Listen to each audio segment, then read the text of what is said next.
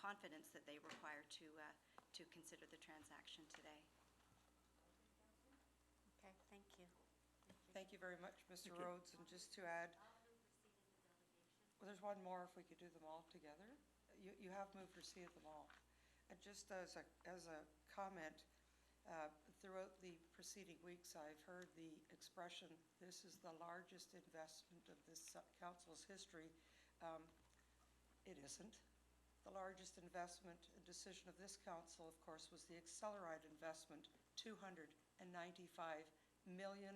Now you're seeing the next phase of the Zoom bus go up and down Highway 10.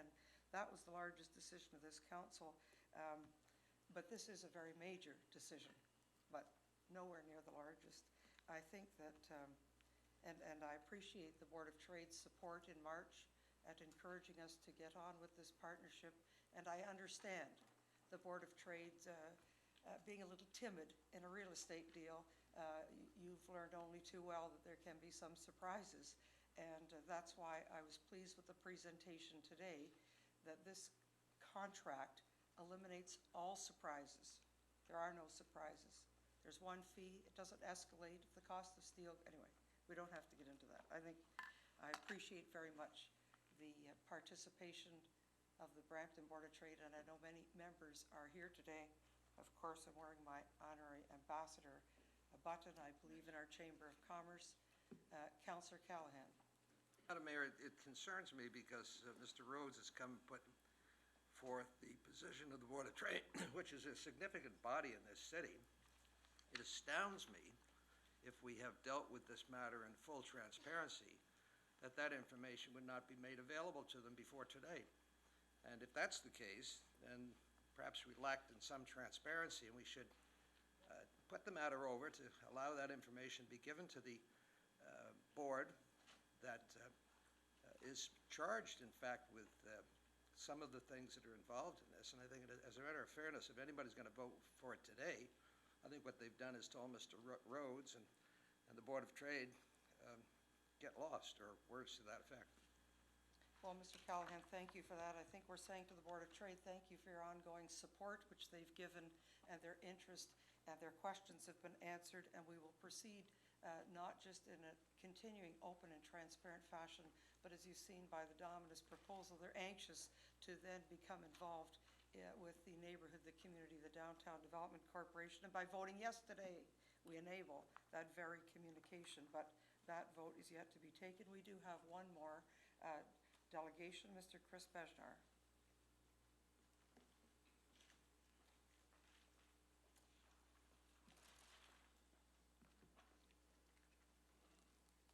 Welcome. Hello. From past experience, I've taken the liberty to try to keep my presentation to 5 minutes. We appreciate that. And I might go over a little bit depending on how fast I talk, but if I can be uninterrupted, that'd be greatly appreciated. Let's begin. Thank you. Okay. Good afternoon, Madam Mayor and members of Council. Is that fine? For starters, I am disappointed, Madam Mayor, that you have decided to rush this very important meeting with only 1 week's notice at the height of the holiday season and in the middle of the day. Why the rush? Could we have not waited a few more weeks? This process hasn't exactly been moving forward at lightning speed over the past 22 months, has it? It was possible to hold a special meeting on March 28th during the evening hours. It should have been possible to accommodate all residents and stakeholders this time. Wouldn't everybody agree? Let me be blunt. This is a disastrous deal for the future development of downtown Brampton and a terrible deal for the Brampton taxpayer. I believe that you should vote no to this deal today for the following reasons. Number one, this proposal does not redevelop the Southwest Quadrant as was promised. It is merely a poorly planned City Hall add-on with no library, insufficient retail space to attract major tenant, does not take advantage of the existing City Hall design to expand northward or efficiently incorporate the existing parking garage. The plan scatters office and amenities rather than focusing and creating a new landmark development to nourish future investment into the downtown core. Madam Mayor, where is the benefit to the residents and downtown businesses of Brampton with this proposal? Number two, this proposal is too expensive for what we are getting from Dominus Citizen Fernbrook. Essentially, the March 28th staff report remains unchanged, with the fact that we will now own the retail component, and the total square footage is now reported at 157,000 square feet for a total estimated cost of $94 million. Mr. Patterson, you corrected my numbers back on March 28th, after I presented a $606 per square foot number for this project. Let's do this calculation together, shall we, for the benefit of all council members so they are properly informed before today's vote. In the current staff report, $94,385,000 divided by 157,283 square feet equals $600.10 per square foot. So how did you come up with that $242 square foot number presented to council before they voted on March 28th? This is something that I have been trying to get clarification on since early April. As staff has refused to answer my many requests, this refusal to answer such a basic question forced me to file a request with the Information Privacy Commission of Ontario to try to get my answer. Imagine that, having to go to the IPC to get a publicly stated number that were presented at a public meeting explained. Then, having your staff delay and stall any attempt over the past 4 months to simply get an explanation of these numbers, even with the IPC involved. As I see in the final staff report, this number is still kept confidential and will not be shared with members of council or the public. Is this normal? Certainly not. We all have heard what the true costs to build are in today's marketplace over the past year or so. I hope that members of council have done their homework, as I certainly have, to see what the development community is actually building in the GTA. I have easily researched office project comparables, which are lacking in our consultants' reports, that have recently been completed. At no time during my research did anyone state to me that these were numbers that were confidential, as in the case here. These projects are all reinforced poured concrete, glass curtain building envelope, LEED certified, Class A structures. The average cost per square foot worked out to be $326 a square foot. So please explain, why are we paying so much more? Are council members ready to vote yes to something that is costing almost twice as much to build? Madam Mayor, how can we be paying almost double the going rate in today's marketplace be justified to the Brampton taxpayer? Number 3, I apologize, my voice is going, I have allergies. Number 3, there doesn't seem to be that much risk to Dominus for this project, in my opinion. They build on what is essentially free land, they get a guaranteed tenant for 25 years, they get the support of Brampton's AAA credit rating for financing, any soil remediation is on the city's tab, contributions and responsibility for maintenance of the building are the city's cost, and we are essentially paying them an interest rate of over 7% fixed for the next 25 years, when the city could go easily to Infrastructure Ontario and borrow at 4.5%. That's almost 2.5% lower than what has been negotiated. The savings could amount to $1.9 million per year, or almost $47 million for the entire 25-year term. I'm almost finished. That's all I have. Okay, all those in favor of extending, thank you. I asked for no interruption, but that's okay. There is virtually no risk on Dominus. Rather, I would argue the risk is actually voting in favor and saying yes to this proposal and your reputations as council members. Madam Mayor, where is the benefit to the Brampton taxpayer by having virtually no risk to build this project on Dominus Citizen Fernbrook? Number 4, the competitive dialogue process has been a complete failure, hasn't it? Yet we are forging ahead to save face for the individuals that decided that this was the way to go. A secretive, non-transparent process with no public or business community involvement, never tried in Canada. So as taxpayers, we are to pay for the mistakes of these individuals rather than just say, we made a mistake and let's stop this ill-conceived and costly proposal. A process that promised innovation and cost-effectiveness to the city of Brampton. Madam Mayor, how have we benefited by choosing the competitive dialogue process?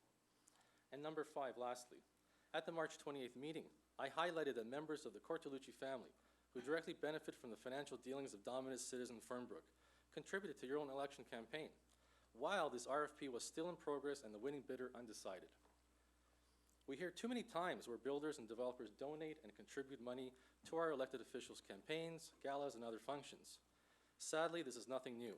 However, common sense dictates that contributions should not be made or received while we have an ongoing... Chris Bechnar, we are here today to discuss a contractual agreement, and I'm not going to have you stand in this forum and move into whether or not the Municipal Finance Elections Act is sufficient Okay. for these purposes. Understood. So please focus your remarks on the contract that is before us today. I'm not going to allow you to stand in this forum and continue to try to do reputational harm to this staff, this council, or myself personally. If that's how you wish to continue, I'm going to ask you to take your seat.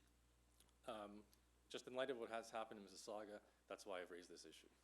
I don't know what happened in Mississauga has any relevance to a RFP process that a decision was made in March and that is before this council contractually tied together today for a decision to proceed. You are speaking to the item on today's Okay, understood. agenda. And I take great exception to your constant insinuation that somehow members of council's votes are for sale. I've been in this business for 22 years. My vote is not for sale. I comply with the Elections Act, and I take great exception that you try to push in this kind of insinuation. It's insulting, and I ask you to discontinue. I just have my closing comments without mentioning anything about that. Well, that would be wise. In closing, we believe today is one of the most important days in recent Brampton history. What happens today could have serious ramifications to the Brampton taxpayer for the next generation. Council can do three things today: defer this vote until an appropriate public meeting can be held after the holiday season is over, and separate evening time secured to properly discuss, reveal, and understand all the numbers to this final staff report. Number two, vote yes to this proposal and entangle the city's downtown into a murky and uncertain future of financial commitment and future development possibilities. Or three, finally put an end to this ill-conceived and very expensive proposal and say the City of Brampton and its taxpayers deserve better than this. I urge all of you to think through this decision carefully. As well, I expect to hear all councillors' point of view to voting yes or no today. This is why you are elected as a member of council, and this is what we expect of you today. Thank you for your time today. Thank you very much. Council, I now have a motion to receive the three delegations. Oh, sorry, Councillor Sprovieri. Chris, can you come back? Sorry. Yeah, I had a couple of questions for Sure. you, Chris. As Commissioner Moe indicated in this presentation, the pricing was one of my concerns, and it still is and has always been. So just on that basis, you mentioned, you did your multiplication, your calculations based on Yes. 157,000 square feet That's divided including by... retail. Pardon me? That's including the retail component now. Right, right. Yeah, I did the addition also. Did you figure out the price of the parking garage in there, 450? Under normal pricing practices that I've encountered, the total cost of the project divided by square footage is what the square footage price is. Sorry? The total square footage of the project divided by the price for the project is what the square foot price is. So the parking garage comes for free as a bonus? No. That would be incorporated into the 94 million. Well, how many square feet is a parking garage? They just in the, We don't know that number. you don't know that number? That's not been in the staff report. Sorry? Okay, but when you're talking about, like when you buy... We know that the going rate, sorry, I did some research and I found that Mississauga, in their project, they allowed $55,000 per stall in underground parking, 55,000 per stall. For which project? Julian,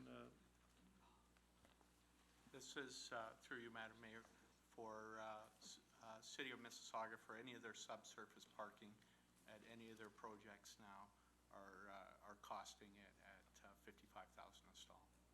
and the John Street one, I believe it was.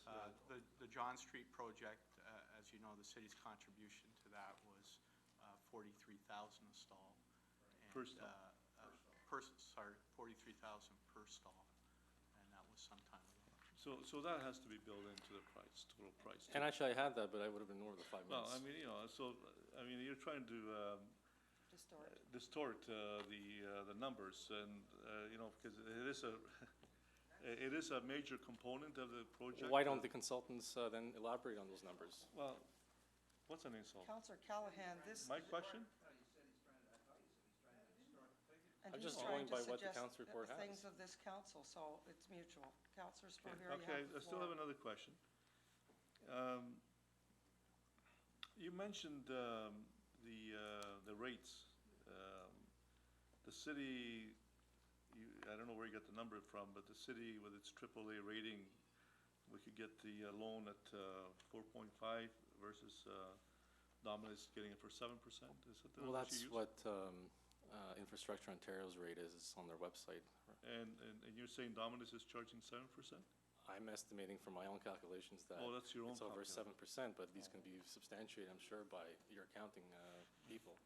And finally, on the report that we have before us on page I-74-20, there's a letter here from Huscom Limited, and also comments from Deloitte, where the city, I believe, sent the proposal to be analyzed to see whether And so it should have been. it was made any sense or not. And certainly both have said that it is within the price range. So do you have any? Are you questioning these people's ability to give a fair assessment of the project? I'm just saying that why wouldn't they offer project comparables for council members to look at? I've done that homework myself, and it's quite readily available. Well, you did see this letter from the. But it doesn't really give you, just tells them, Well, you know, it it's says that fair. this price is actually within the range of the project. Whether it's Can I a share you one of reasonable my rate. comparables if you want to know, or? Well, each project is different. You can't compare, like I was comparing the Region Appeal project. We just, 2 years ago, it was completed.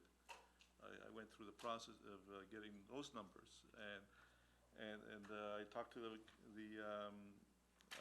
CEO this morning about that project. And he says, John, you can't compare the Region Appeal Office with the City of Brampton site. They're totally two different sites, different costs, different operational to construct, and you can't compare them, dollar to dollar because of the different nature of the locations and also the different nature of in order to operate in a construction site. So, If you want me to share one example, just to kind of help you I understand. I got your emails, actually. I read all those examples. I did see them. I took quite an interest in making sure that we're getting value for the money. So I did do my homework. Thank you. Okay. Thank you. Councillor Gibson? This is, if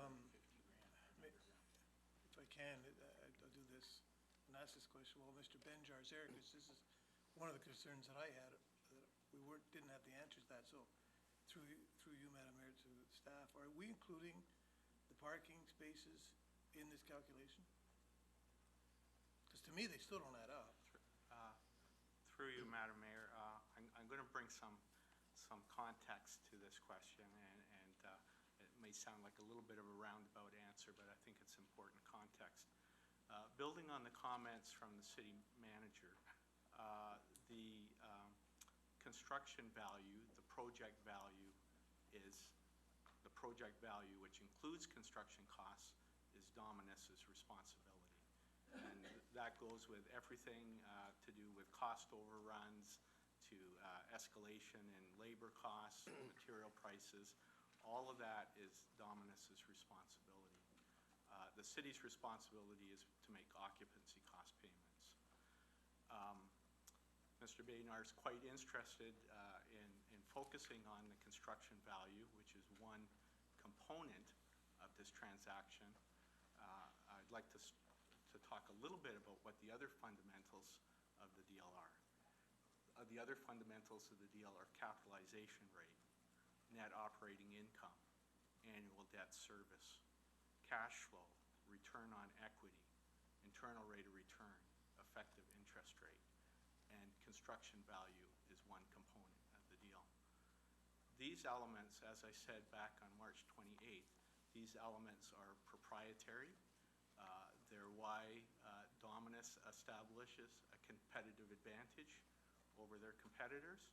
It's why Dominus won the bid. These are numbers that were proprietary throughout the negotiations, and to try to extract either the aggregate cost of construction or the unit cost of any component part of the building out of that mix of elements that I just described is misleading, and it doesn't do justice to the deal that we've negotiated over the 4 months. So that's probably a little bit longer answer than anticipated, but I think it's important to know that all of those elements were factored into the transaction. Construction cost, which is just a subset of project value and a subset of all those other elements I just described. Okay, but that doesn't answer my question. Is the cost of the parking garage, each unit, in that cost? Yes, it is, sir. It is, okay. And what figure did we use? Did we use the 55 that apparently Mississauga's? That, sir, is part of the proprietary information. As I said, the unbundling of any part of that construction cost or any part of that project value is part of the deal, is part of the proprietary competitive advantage that Dominus has. I understand that. But I can tell you that it's a fair cost. And it's been tested, and it's been tested by Hanscom, it's been tested by our in-house quantity surveyor, and it's a fair cost. And all of those other elements I just described are also within market ranges. Okay. Any more questions for me? Don't answer it. Thank you. All those in favor? Thank you, that is carried. Let me just do a little housekeeping here. I'd also like to, I don't have this assigned yet, it's the motion to receive the correspondence from Mr. Doug Bryden. And I can tell you, Mr. Bryden was here at the last meeting. He did identify himself as having an association with one of the proponents, but he did have concerns. He's a resident of Brampton and is mayor. I fully intend to make a meeting with Mr. Bryden to address his concerns. If you've read his letter, had he been able to listen to the presentation today, all of his concerns, in my view, are addressed. But it's a motion for a seat. Could I have a mover and a seconder, perhaps? Oh, okay. I think you just added to the agenda, but anyway, we'll get that done. There's the correspondence from Professor James McClellar. All those in favor? Our independent fairness advisor. And now, council, I have before me the main motion. It is moved and seconded. No one's on there to speak. Oh, pardon me. Councillor John Sprovieri. I would ask for a recorded vote, Mr. Clerk, Thank you, today. Madam Mayor. I have to put Mr. Lewis on the spot on the financial. Now, this is a 25-year deal, 25? Through you, Madam Mayor, that's correct. And the interest rates that is built into this 8.2 million will be constant regardless if the interest rates are at 0 or if they go up to 5% or 10% in the next 20 years. There'll be no change in the payment from what I read. That's correct. The annual occupancy cost of $8.2 million will be in place for the entire 25-year term. So even if interest rates should spike, which we know that they're very versatile over the years, depending on the economy, if they should go up to 6 or 7%, we'll not be changing that payment. Through you, Madam Mayor, I want to be very clear. In my presentation and in the staff report, it says that Dominus is responsible for normal interest rate fluctuations. However, if there's a significant or catastrophic event, and I mentioned the economic downturn that occurred in 2008, then we would be, the city would work with them to minimize or manage that increase in interest rates. But if the world continues as it is, despite what happened the last couple of days, that the fluctuations in interest rates will be borne by our partner, Dominus. So you're saying that, so if there is a spike, then we have to sit down and renegotiate? through you, Madam Mayor, the, well, I'm trying not to get technical. The answer to your question is if there is a major increase because of the economic market Okay, conditions. what are we we'll have talking, to what's a revisit. major increase? Like, what are we talking? Like Trudeau's era when they went to 20% or, I know. Hey, I know you won't, but hey, listen, Catastrophic means catastrophic.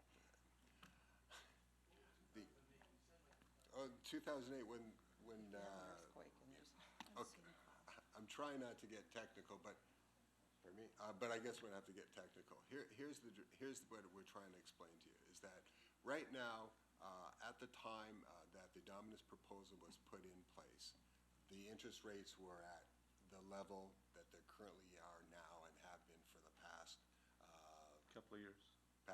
year.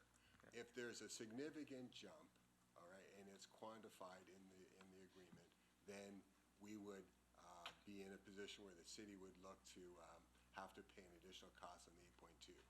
But I am saying with confidence that when we did our benchmarking, we consulted with financial institutions, the likelihood of that is very remote between now and the next couple of years. And it's even further substantiated from the standpoint of, as recently as yesterday, the Fed, over in the U.S., they went on record of saying that they would not increase interest rates for the next 2 years. So what you have at play when you're looking at financing a deal of this nature is you have long-term interest rates, okay? And what we would be doing, of course, is this is financed over 25 years. And the second component of it is you look at, okay, what are we looking at in terms of the risk of who the money's being lent to?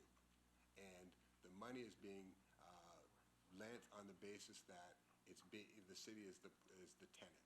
We are a AAA credit rating, as I said. It was reaffirmed by Standard & Poor's as recently as last Friday that we're AAA stable. And in their report, they also go on to say that that rating is for a 2-year horizon.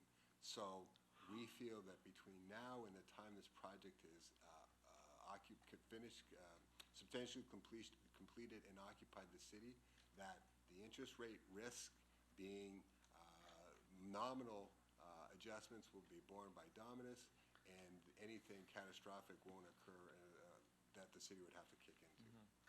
And through the chair, and I don't have the report in front of me, I should have brought it, I have it at home. In the March report, you did show the difference, whether we went through the financing with Dominus or whether the city went on its own financing. And I remember the chart showed that it would be cheaper for the city to go on its own, save a bit of money. Here. We've been saving a bit of money over the term. Now, you did also say that you were able to work a deal with Dominus because of our AAA rating, and the bank gave a better rate because of that. But yet the price still remains at 8.2 million, the same as the original report in March. So if there was a better rate, how come it's not reflected in the 8.2 million? Through you, Madam Mayor.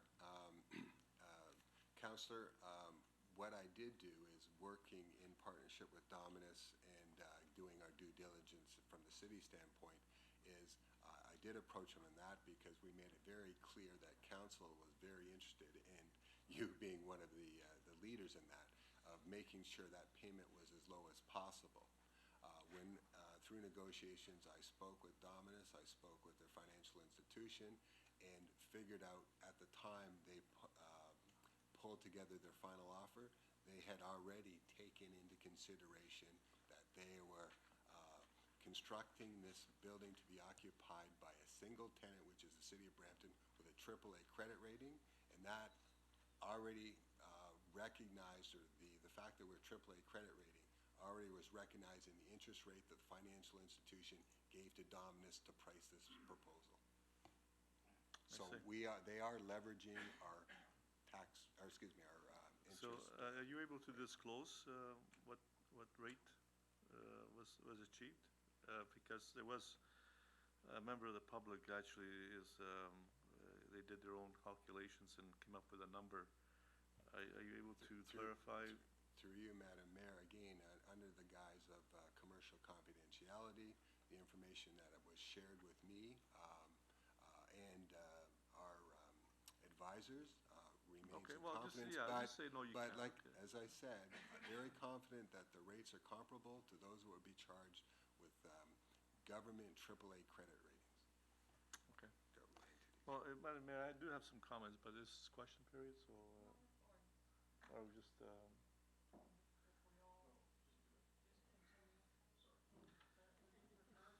well, Madam Mayor, and I do agree with our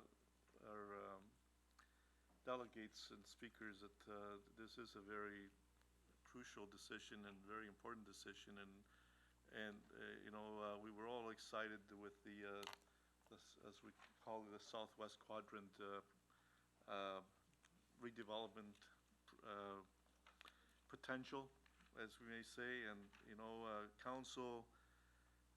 In order to achieve that, we gave it a try. We said, okay, let's try it. Let's put it out there to the public sector and see what they can bring us, private sector, sorry, and see what they can bring us. And there was 3 good proposals, and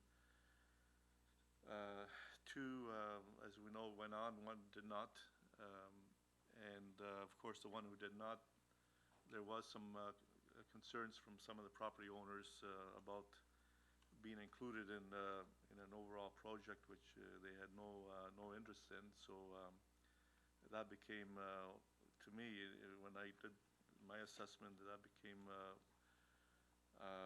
very unpractical to even move forward. You need willing partners, willing participants in order to make something complicated as this work.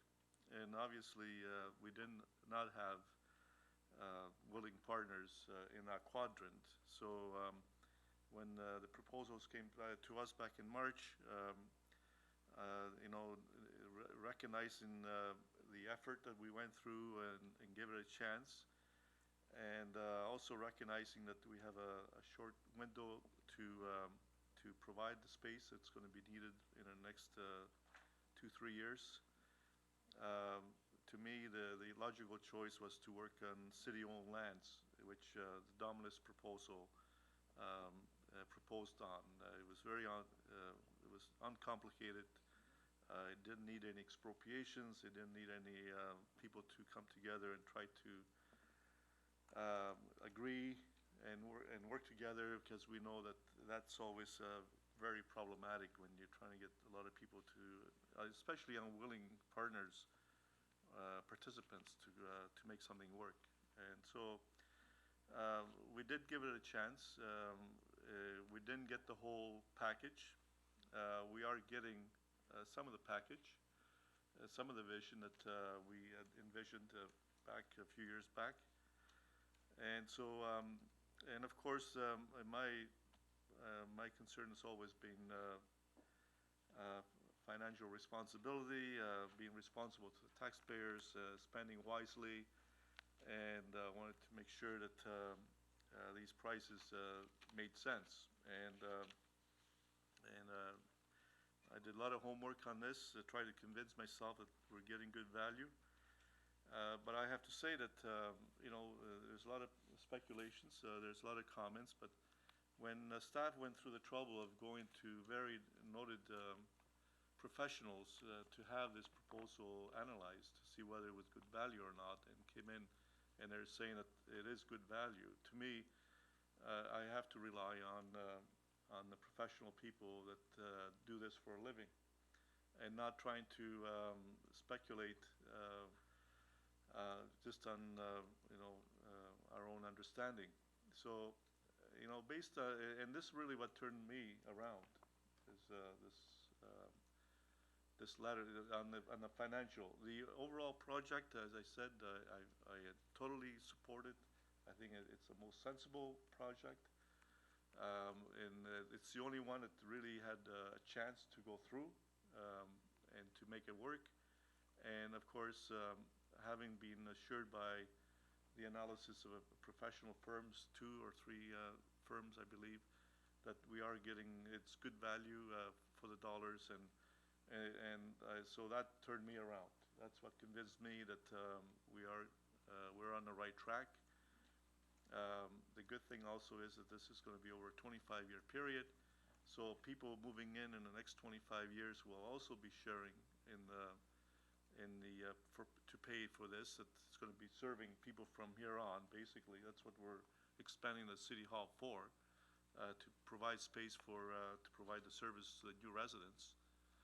And certainly, these are the people who should be paying part of the cost. It shouldn't be borne by the people of today that live in the city of Brampton. So that certainly makes a lot of sense to split or to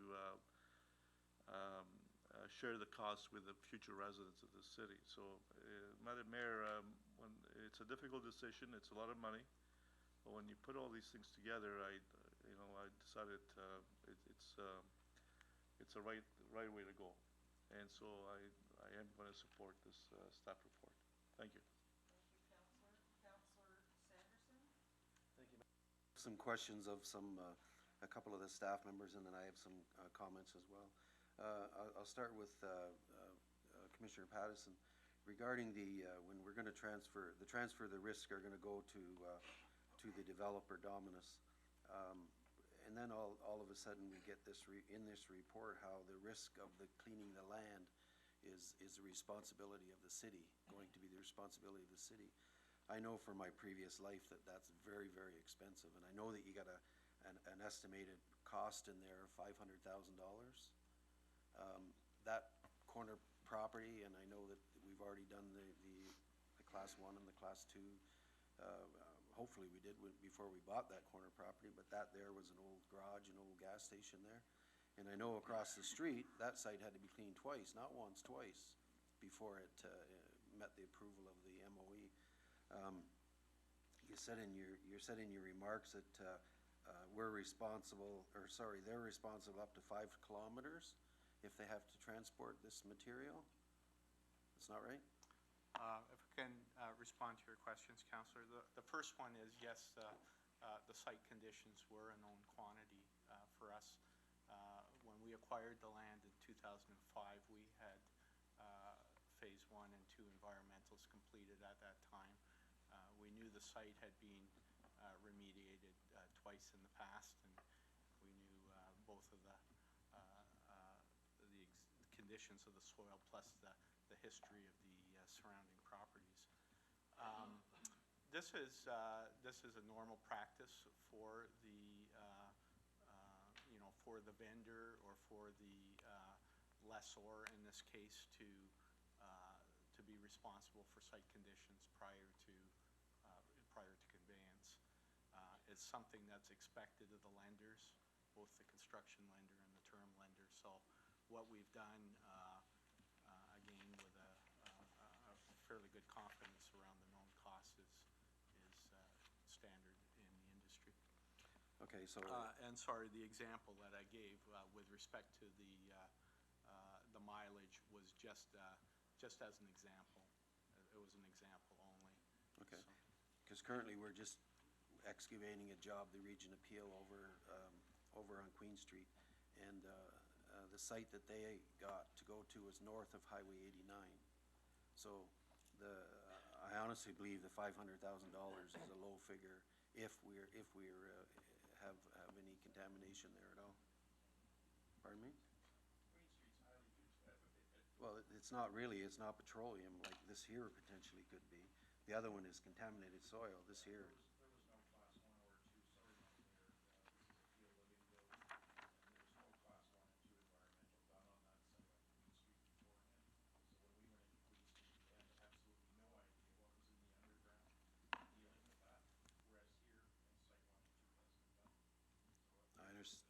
I understand all that, and the site 1 and 2 was done on this property right here too, Counselor Pleshy, and it ended up being contaminated, so I'm telling you now that there's a bit of history there.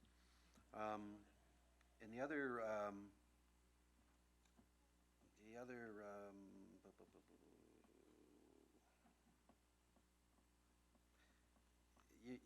in the report, city has the ability to release phase 2 and 3 options earlier than stipulated in the option periods. How soon, or what time, or how early can that be released? At any time? Or is there a 5-year, 10-year? Through you, Madam Mayor, to the councillor, that's any time during the option period. So at any time it can be released. Okay, and the other thing is the break fee is normal industry practice, and you made in your delivery, you said if it's not signed today, if not today, how long would we have? Like, is there a grace period there that we could have, or does it have to be today? I believe I said, councillor, that the break fee relates to council approval, and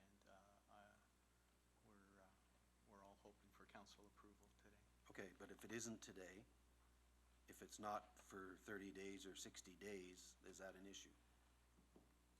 No, sir, the break fee is tied to the council approval. I don't think you understand what I'm saying. Now, if we don't pass this today, then is the deal over? If, With respect to the break fee? No, it's based on council approval, Is today the drop dead date that we It have is- to sign this? It is based on the date of council approval, so we hope that that is today. If it were not today, it is whenever date that council considers So this. we do have a bit of a grace period then. You're framing it as a grace period. The question I'm answering is the break fee contingent on August 10th? And the answer to that is it is contingent and holds wholly on council approval.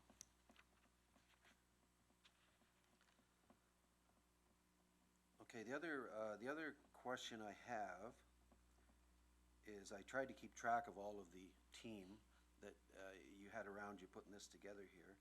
And I asked this in March, and I would like an accounting of what it's cost us to put this process together from the time we started until where we are today. With all of the team that you have, all the administrative, all the consultants, what is the cost to do this process? I guess if I could start to answer this and perhaps. I don't need it today, City I'm just Manager. asking. Well, I would say, councillor, in response to your question, for many of us, this is part of our job. So part of my responsibility is to provide office accommodation to staff. So if you're looking for an accounting of my time spent on it, it's part of my core business. That's fine. Yeah, that's exactly what I'm looking for. What is the total cost of putting this process together?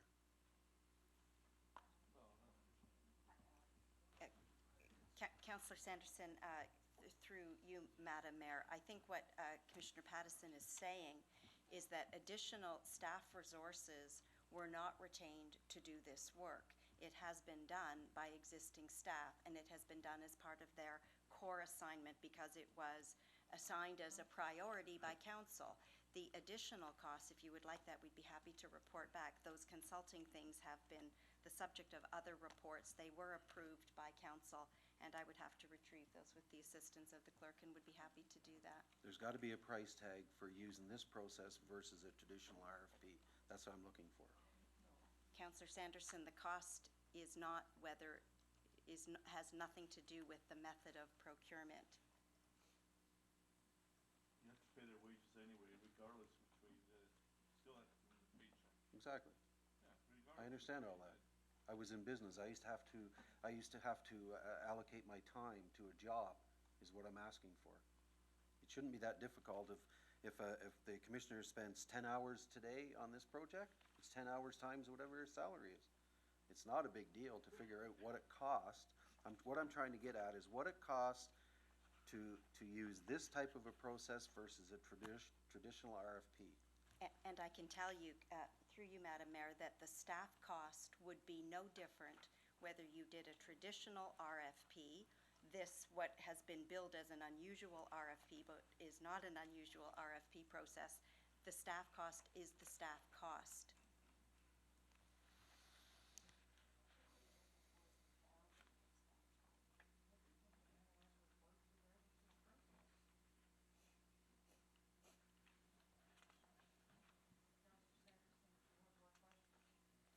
No, I don't have any more questions.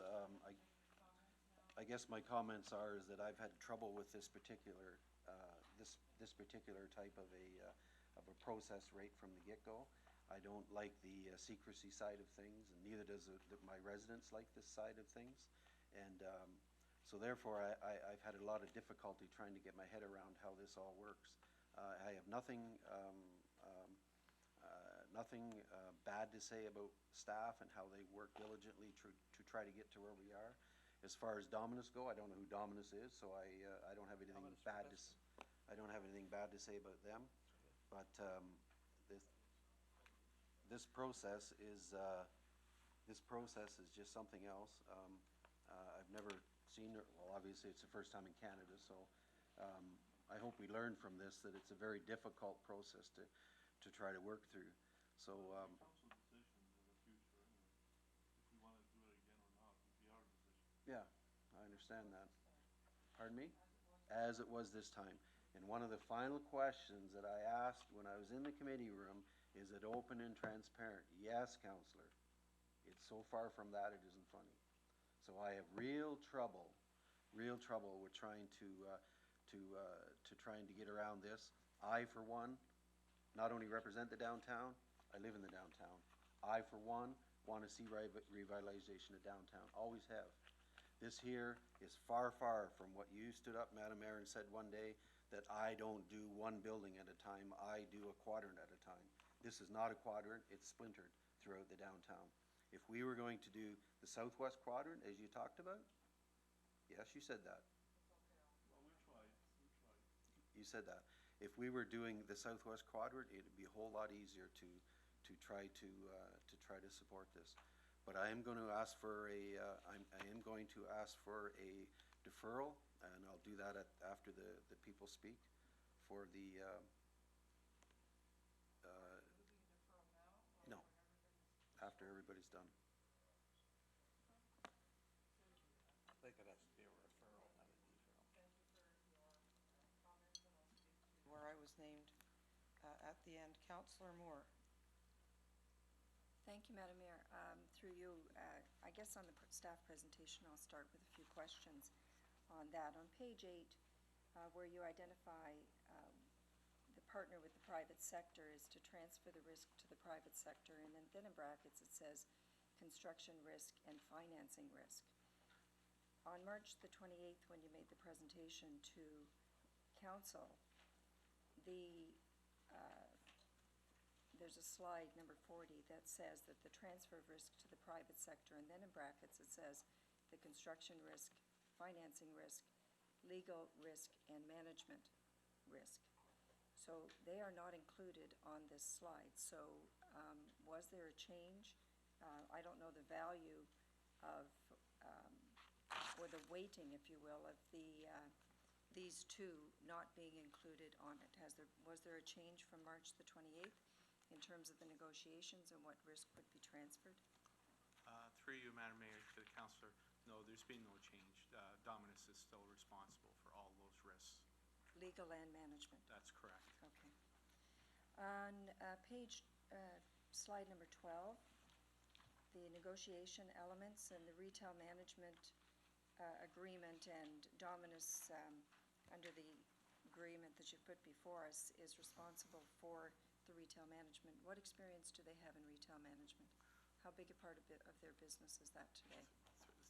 Through you, Madam Mayor, to the councillor, Dominus, I expect, like most building owners and operators, will retain that expertise, so they will hire a professional firm like 20 Vic Management or someone like that. And again, we'll be working closely to ensure oversight of that. So they're going. So they have that. Your expectation is that they will outsource that? That- Won't be- that would be They will my- actually not be the That would be, retail managers of this? that's correct. That would be my expectation, and that's normal practice in the industry. Okay. And again, on page 26, and I understand for purposes of going to the public and justifying the cost of this, that we work with net numbers because we're looking at the actual tax base and the budget. But if I look at page 26, is the actual value of this agreement, the 8.2 million, which is affixed to Dominus, plus annual operating costs of $1 million? So is the actual value 9.2, not net value, impact to the taxpayers, is the value of this actually 9.2 and not 8.2? Through you, Madam Mayor, the answer to your question is the occupancy cost paid to Dominus is 8.2 million. What happens is, in addition to that, as was identified in the March 28th report that was considered by council, when you occupy facilities, you have to operate and maintain them. So in this particular case, we estimate that it's $2 million a year to operate and maintain the facility, of which what we're already spending in operating and maintaining our existing facilities, we're already spending $1 million. So the net increase is $1 million. So okay. That's right. The net increase to occupy, or I'm not talking about the net. Okay. I'm not talking about the net. I'm talking about the actual value of this contract. Is it 8.2 plus $1 million? Never mind the million we've already paying in leasing and the million in leasing fees. The answer to your question is, it is 8.2 million that we're entering into the contract with Dominus Okay. to occupy the space. Thank you.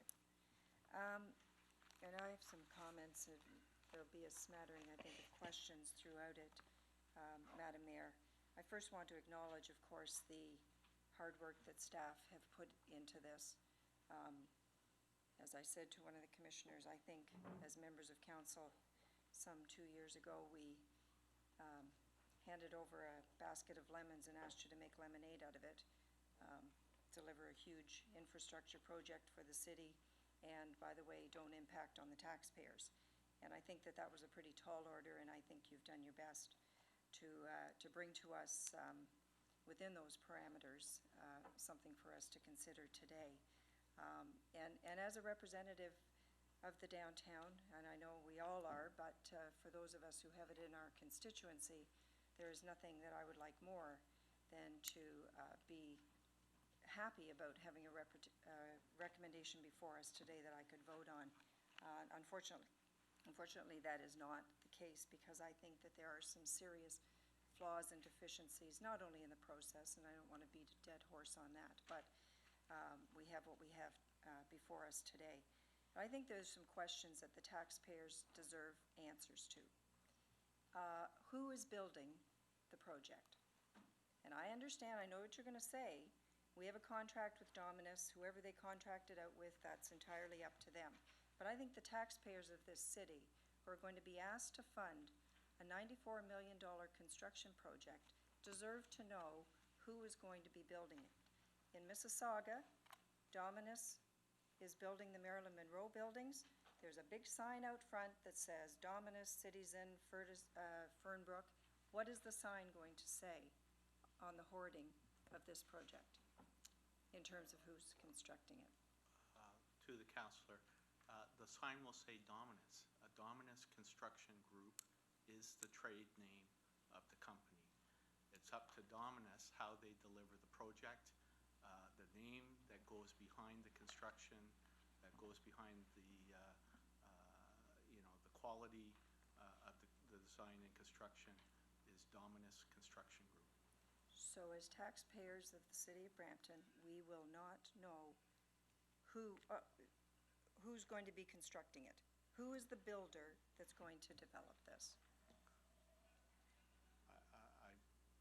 Well, I'm not sure how, you know, I have some how else to comments to answer the this, side to me, and I other would than ask, please, the- that they the- just- the obligation for delivering the product is the responsibility of Dominus Construction Group. who do not actually construct, but will have to sub this out to a developer to build it. Dominus, from all the research I've done, are not a construction company. Who is the construction company that's going to build this? If there isn't an answer, I guess there isn't an answer, but I don't know why there isn't an answer, and I think the taxpayers deserve one on that. Through you, Madam Mayor, the question you asked, Commissioner Pattison answered. Dominus Construction Group is the one that will be dealing with this project. They're responsible for getting this But project. they have to hire a builder to do it. Who is the builder they're hiring to build the project? If I might, Councillor Moore, I'm going to ask Paul Blundy, our legal counsel from Bennett Jones, to just come to the podium, and I'm sure Paul can explain it better than I can. So, Paul, if you don't mind.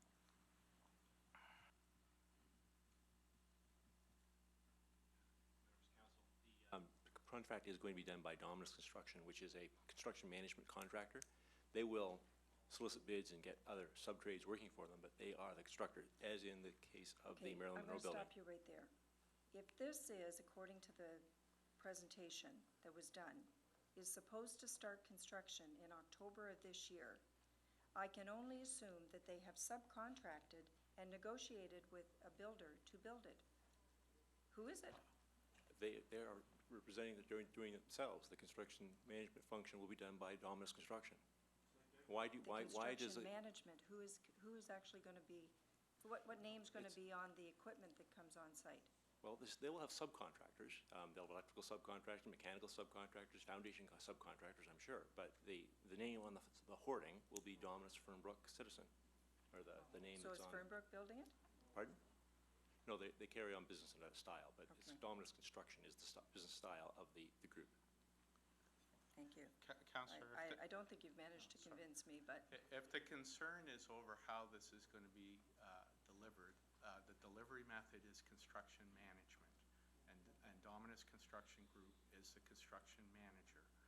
Construction management will allow for sequential tendering, stage building permits, design development throughout the process. It's a fast-track method, and as Mr. Blundy said, it'll take its normal course in terms of Dominus Construction Group hiring those sub-trades to help them deliver the project.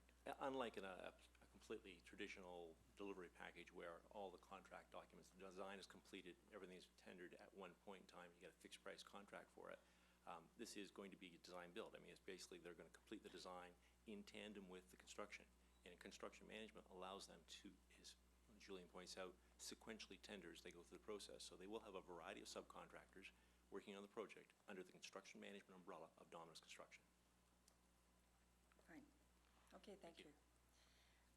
I guess my next question is, what is the risk to this corporation in dealing with this issuance of an RFP, while there's a $27.5 million lawsuit on this very issue levied against the city? So I'm trying to understand, as a member of this board, what is the risk to this municipality while there is a concurrent lawsuit taking place, for which, as I understand, the statement of defense has not yet been prepared? Through you, Madam Mayor, there is no lawsuit between the city and Dominus Construction Group. We have a relationship right now with Dominus Construction Group as the preferred respondent. We have direction from council to work with the preferred respondent to complete contract documents, and that's what we are doing here today. Independently, if there's a lawsuit against the city, will be handled and managed independent of this RFP process. Well, I don't think you've answered the question, because I didn't suggest that Dominus had a lawsuit against us. I said it's been on every local newspaper that the municipality has had a lawsuit related to this very project. I'm trying to understand, what is the risk to this municipality if we issue the tender or award the tender today or at any point in the future while that lawsuit has yet to be settled or dealt with? Through you, Madam Mayor, the risk to the municipality is making a decision today based on a lawsuit by, which is no secret, Inzola Construction Group, which is a separate entity, which has issues with the city. And there is a dispute between Inzola and the city. That is a separate dispute. And the risk to the city would be if this council fetters their, or inappropriately I understand you don't want considers- that lawsuit to influence our decision. I'm asking, what are the consequences? So you're suggesting there isn't one? Only if we were to allow the lawsuit to influence our decision-making? Correct. Okay. And I guess that sort of leads me into my next comment with respect to the Fairness Advisor. I expressed concerns back on March the 28th that I believed that having Professor McKellar recommend the process to us, and then us subsequently hiring Professor McKellar as the Fairness Advisor to tell us and report, as he did today, as how well that process worked, is a distinct conflict of interest. I want to go on record as saying I think it was completely inappropriate for us to have retained Professor McKellar to not only recommend the process to us, but to also evaluate the process. So I guess in speaking further to that, was part of Professor McKellar's responsibilities not to ensure that this municipality conducted a pristine process that would protect us from any kind of lawsuit from any of the respondents? Was it part of his responsibility to make sure that we didn't get sued? Through you, Madam Mayor, the short answer is Because by virtue of no. overseeing the process, that should have occurred. The short answer to that is no. The Fairness Advisor could not ensure that the city doesn't get sued. Okay. Through you, Madam Mayor, but one point of clarification is that we're sued based on the decision of council, not the process. Well, since we haven't seen the lawsuit, only had an overview of it, it's hard for us to make that judgment. I'm going to talk about Phase 2 briefly, and I apologize if I kind of bounce around a little bit. It troubles me a great deal that there is uncertainty around Phase 2. And in terms of timing, sometime after 2014. I think that leaves our downtown library in a state of suspended animation. What kind of planning can they do in the absence of a decision by this council to proceed with Phase 2? And it leaves them, I think, I'm not a member of the library board, but I can only suspect that it leaves them with some uncertainty in terms of their future. Are they moving? Are they not moving? What kind of capital investment should they make in their current location? And so I think that, my belief is that the library should have been in Phase 1 to provide that kind of certainty for the library. And in addition to that, this is a large presence in our downtown that until the retail is leased up, is going to close at 5 o'clock. And a library provides that kind of animation downtown, that kind of after-hours activity that is needed for the downtown retailers, the downtown restaurants, and, to create that kind of lively atmosphere downtown. Otherwise, we just become Bay Street, office, close the door at 5 o'clock, and walk away. So that's more of a comment than anything.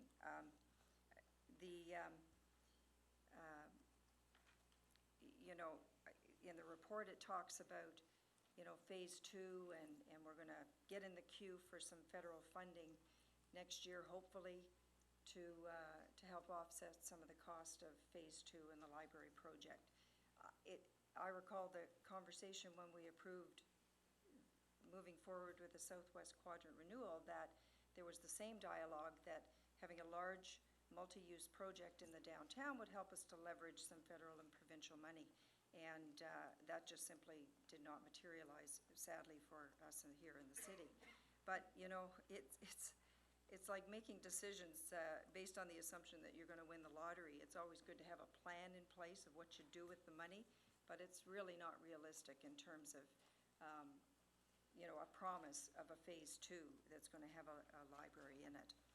Through you, Madam Chair, I just want to advise council, decisions on Phase 2 and Phase 3 are not before council today. It's decisions with Well, I respect to understand Phase it's 1. not before it. I suggested that, I think there's elements of Phase 2 that should be in this. The recommendation today is for a $94 million plus project, construction cost only, and, I'm sorry? Project value. Whatever, it's a $94 million project in the downtown. And while staff have got some ideas and tried to convince us in the presentation today that we can afford this, this is putting the cart before the horse. It's sign on the dotted line. It's like putting a firm offer on a house and then going off to the mortgage company to see if you qualify for the mortgage or how you have to adjust your monthly payments so that you can afford that house. And where we sit, the mortgage company are the taxpayers in this city. And I think they want to know what kind of service reductions, what kind of impact there's going to be on capital maintenance deferrals, and what kind of impact or what kind of decisions we're going to have to make in order to afford this. In the report, it talks about some $24 million that is left over, or that we don't have to spend on the works yard. And I think that the best use of that money, if in fact there's $24 million out there, we have pledged $60 million to the Peel Memorial Hospital redevelopment. I'd say we put that $24 million in the bank account so that we've got a good chunk of change towards our pledge that this council made towards the redevelopment of the Peel Memorial Hospital lands.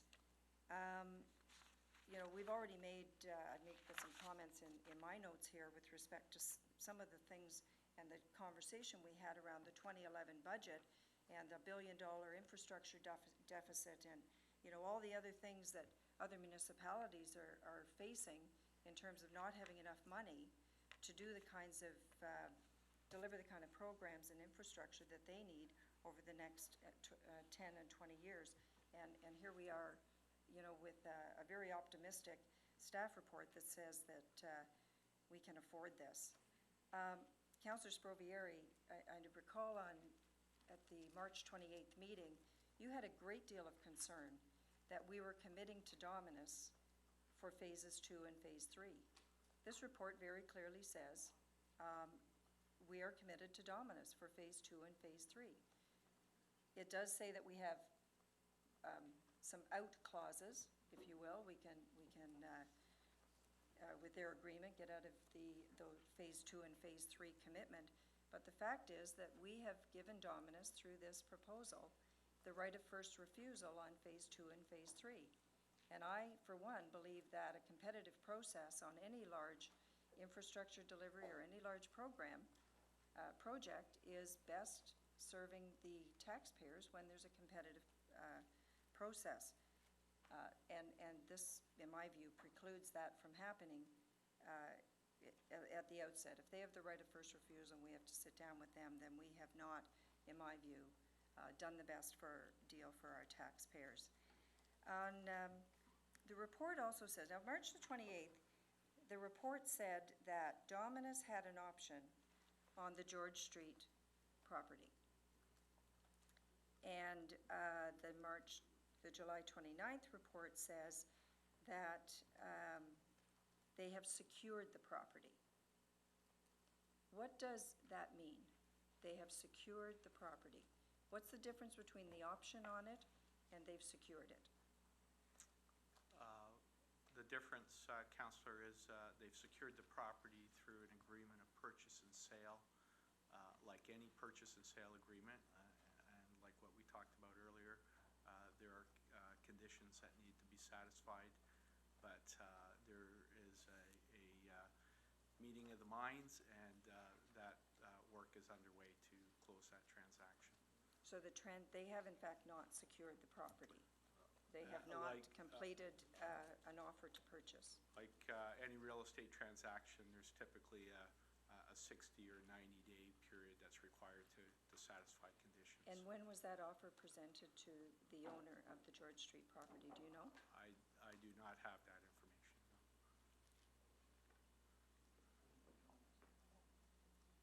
Okay. When did Dominus advise you that they had undertaken that agreement with, like, I think we have a responsibility to ensure that that agreement on the George Street property is in fact signed, sealed, and delivered to us before we put in a staff report that they've secured the property, when in fact they have not secured the property as of today's date. As I mentioned, Councillor, there's always time required to satisfy conditions, and this is no different on this one. But there has been offer and acceptance. When you, if I might, when you purchase a house, you purchase it. I understand. And there's offer and Yes. acceptance. And then there's conditions that have to be satisfied before the deal is closed. This is very similar to that.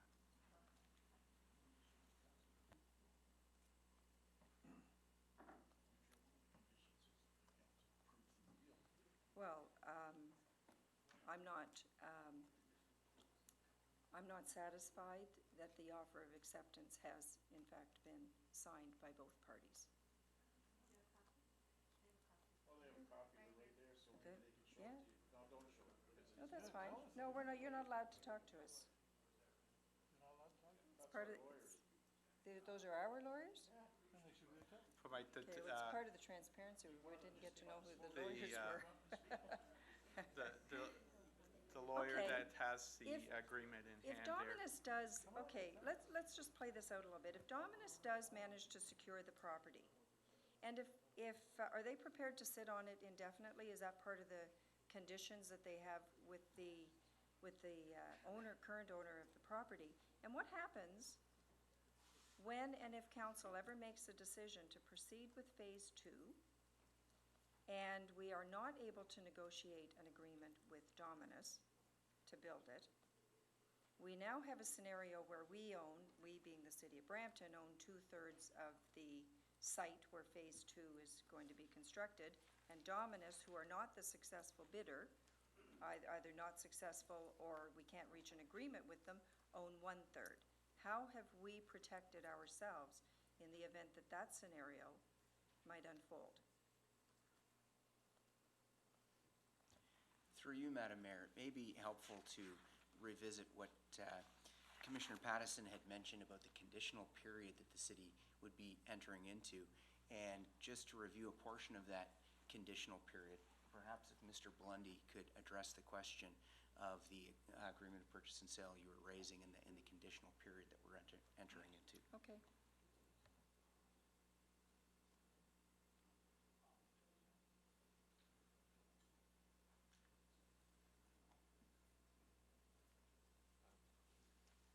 Madam Mayor, speaking with Dominus Council, we have Dominus has an agreement of purchase and sale for that property. It's not exactly on the terms that I originally understood it was going to be on, but it is a firm deal that they can get the property for 3 years. So it's signed by both parties? It is signed by both parties. Okay. Okay, thank you. You're welcome. One of the biggest issues for this, on this recommendation that's before us, has been the assertion by staff that this is, or one of the big selling features was that it was going to transfer the risk appropriately or appropriately allocate the risk on the project.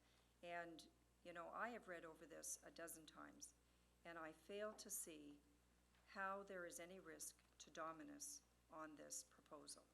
We have a square footage price that whether we agree or don't agree what it is, it's a mystery to us. We don't get to see what the actual square footage is on that. So we don't know how much of a contingency they have built in that. I just don't honestly see where the risk is. They are building phase 1 and phase 2 on cities that are on property that's owned by the city, so they don't have to, find property or make a deal, at least on phase 1 and 2, or phase 1 and 1A to acquire property. The city, and I've just gone through the report before us, the city will fund major maintenance as needed in equal monthly installments starting at the same time as the base payments. So we're funding the maintenance. Dominus will be charging the city an annual asset management fee adjusted by the Consumer Price Index. Now, is that over and above the 8.2 million? Through you, Madam Mayor, to the councillor, those are normal operating costs flow through. So they're not- included in the $1 million? They're not part of the base rent. Are they included in the $1 million operating? Yes, that's correct. Again, I don't see the risk to Dominus on that. Dominus is using the City of Brampton's AAA credit rating to benefit from preferred borrowing rates and beneficial terms.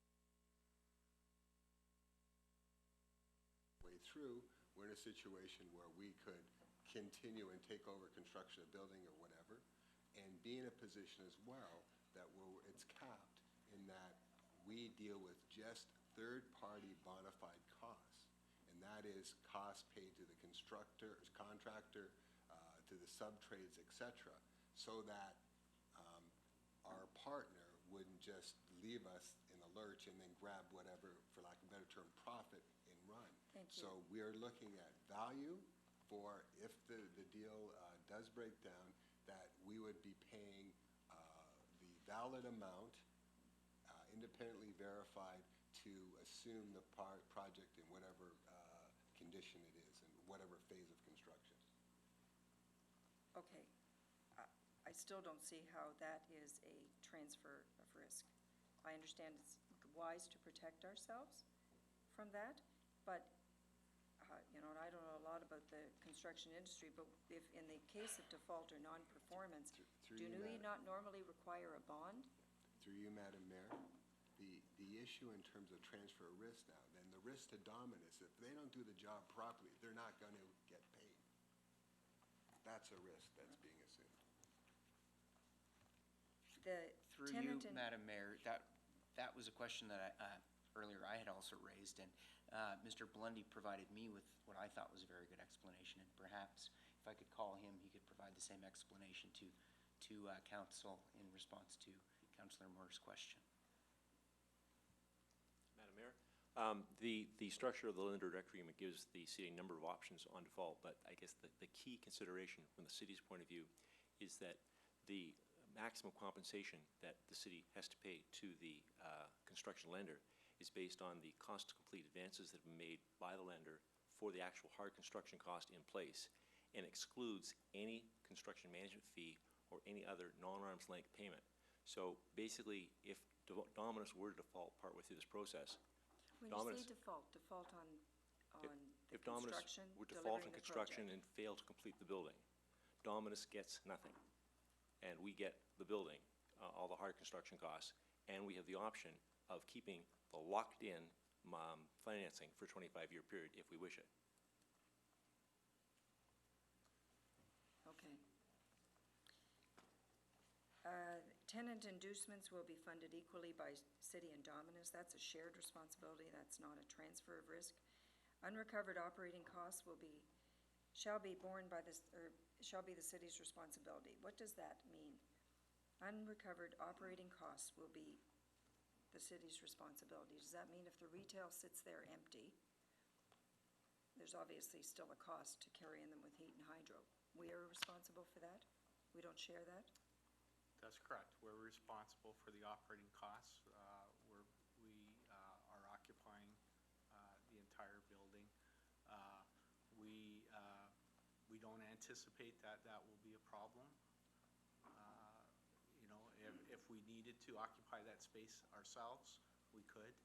If we needed to occupy that space with, on a short-term basis until we found a retail tenant with a community group or an affiliate, we could. So we have many options to deal with that to protect our interests. But it's our against those costs. responsibility. It is So- our responsibility. And again, somebody else has already mentioned this, but certainly the city's assumption for the site conditions of the property without understanding the full potential cost. I know your best estimate is $500,000. I don't know how far $500,000 goes, but I do know that with contaminated soil on a very small piece of property on Main Street North, it was a good chunk of change, and probably close to $250,000.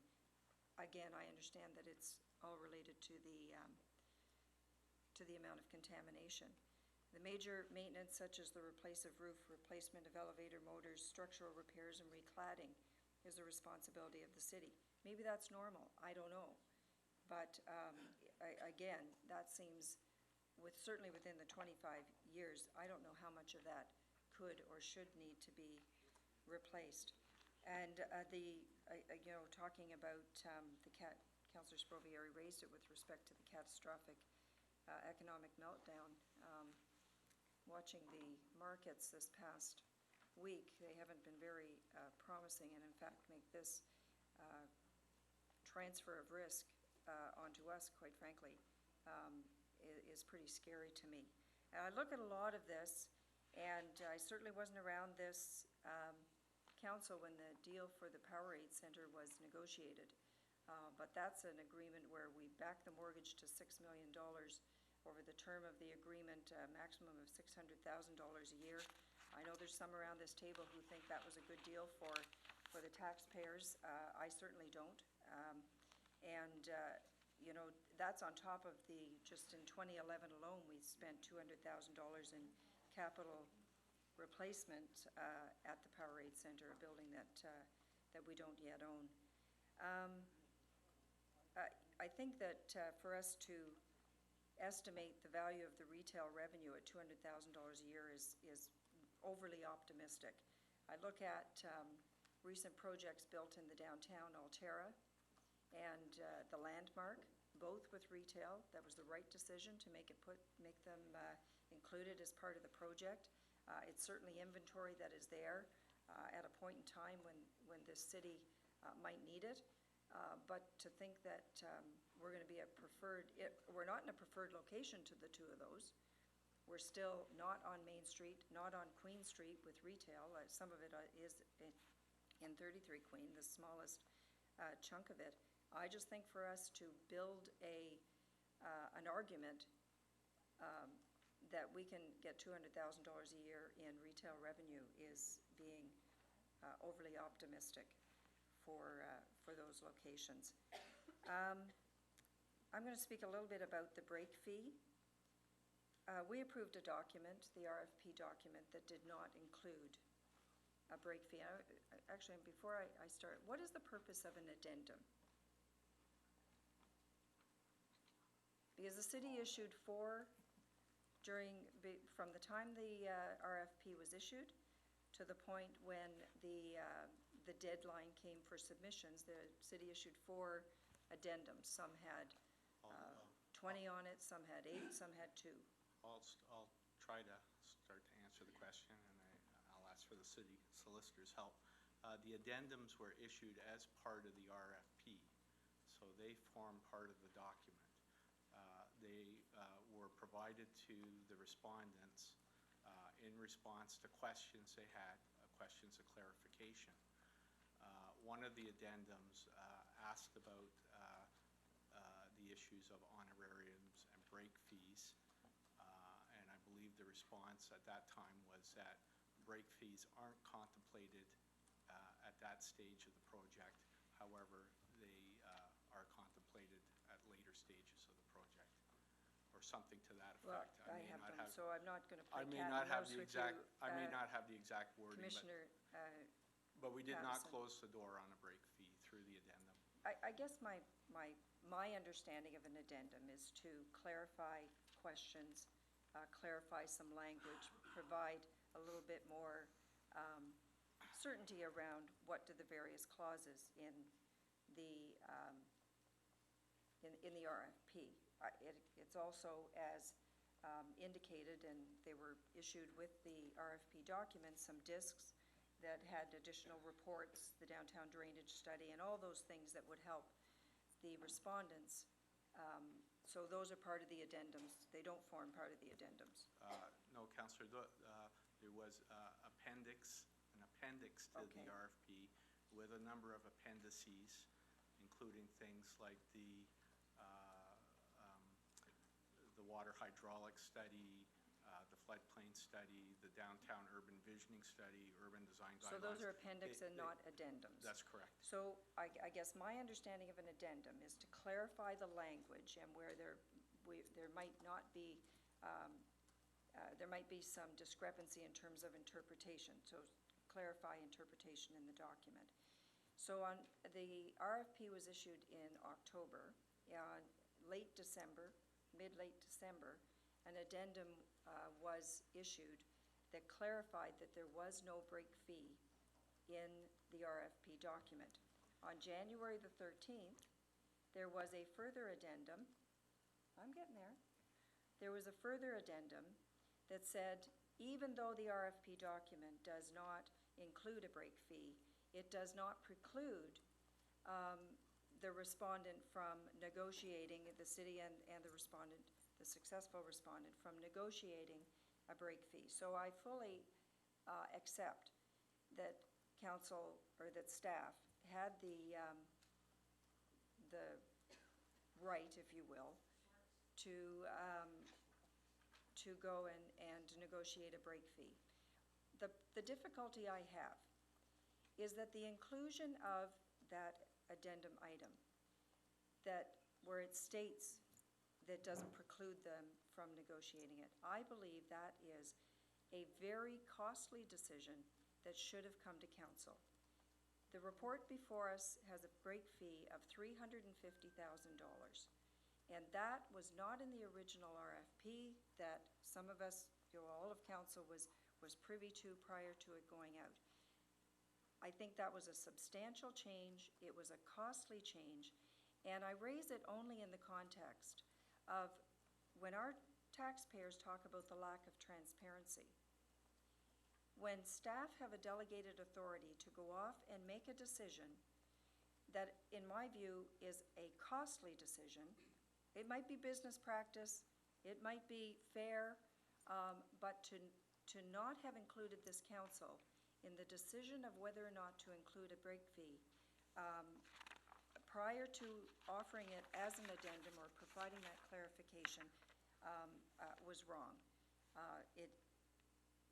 Taxpayers understand they can't sit at the table, and they know we're not going to sit during the negotiation of a procurement. But that is a significant, in my view, a significant, substantive, and costly decision that staff made without coming to council. I guess the last comment, and I'll close with this today. Staff have been very aggressive in terms of making reference to the Bellamy report on procurement. And we've had our own conversations and share of emails in terms of what the Bellamy report is and should be.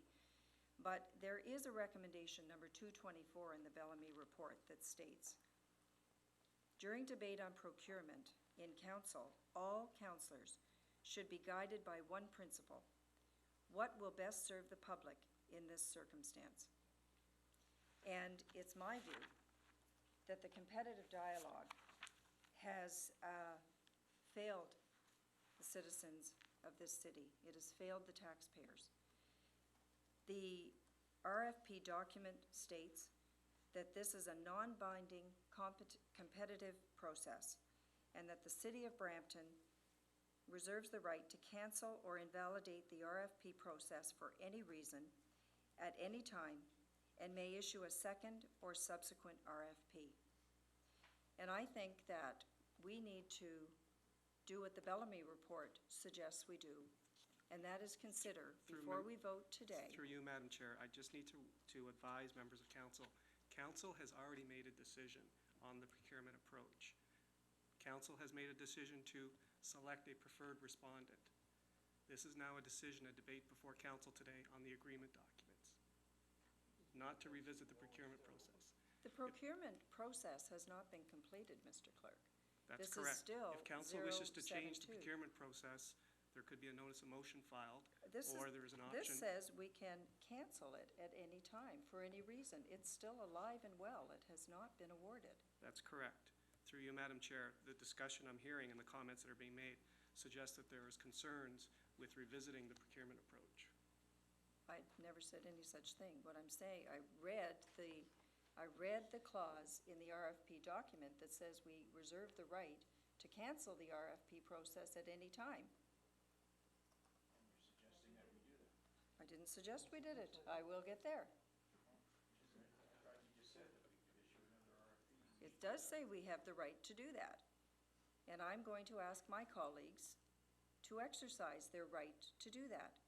I think the competitive dialogue has failed this community, has failed the taxpayers. It has failed to produce a Southwest Quadrant renewal. What we have is a Southwest, a Northwest, and a Southeast.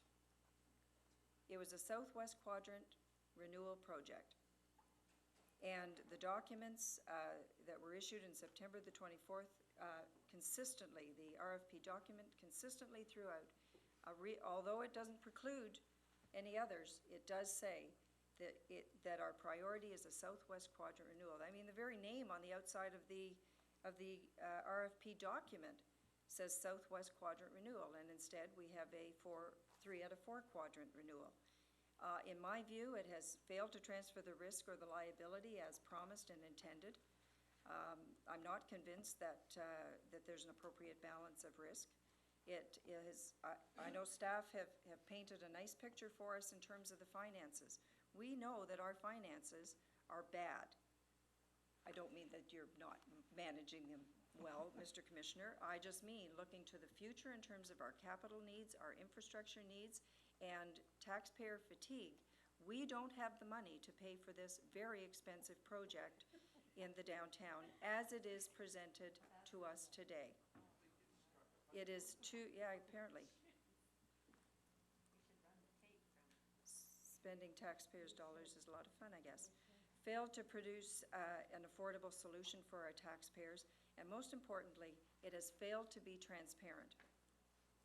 Plain and simply, we had delegations here today who are trying to receive clarification on some costing when the taxpayers of this city cannot get clarification because everything is proprietary or commercially protected, then I think that that's wrong. I think that our partner needs to understand that we are a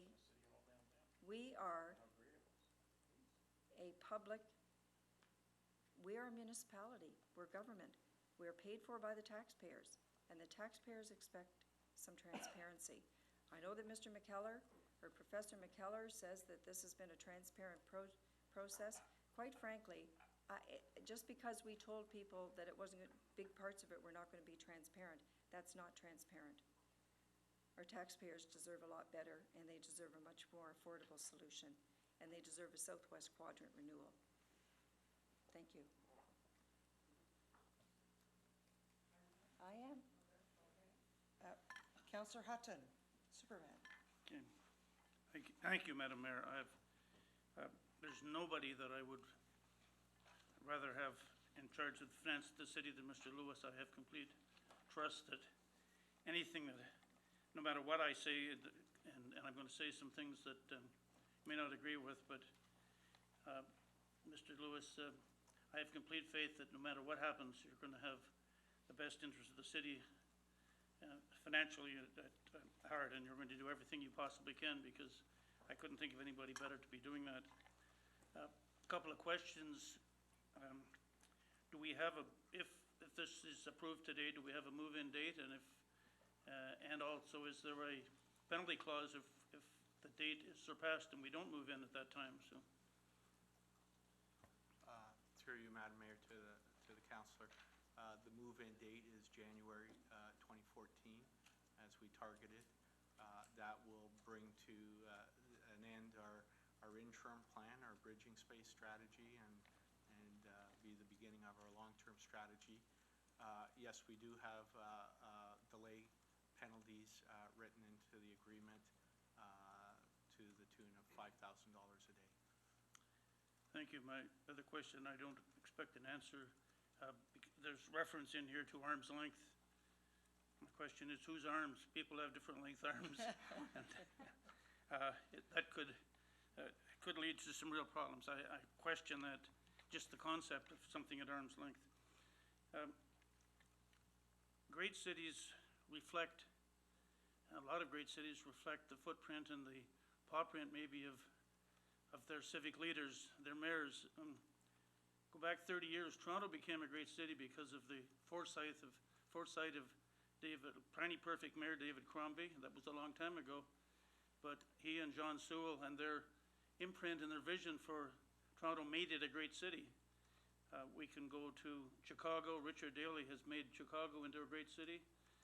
Some of us have been to Charleston, South Carolina, where Mayor O'Brien has made that into a great city. I think in 10 years from now, people are going to be talking about New York and the impact that Mayor Bloomberg has had in New York City.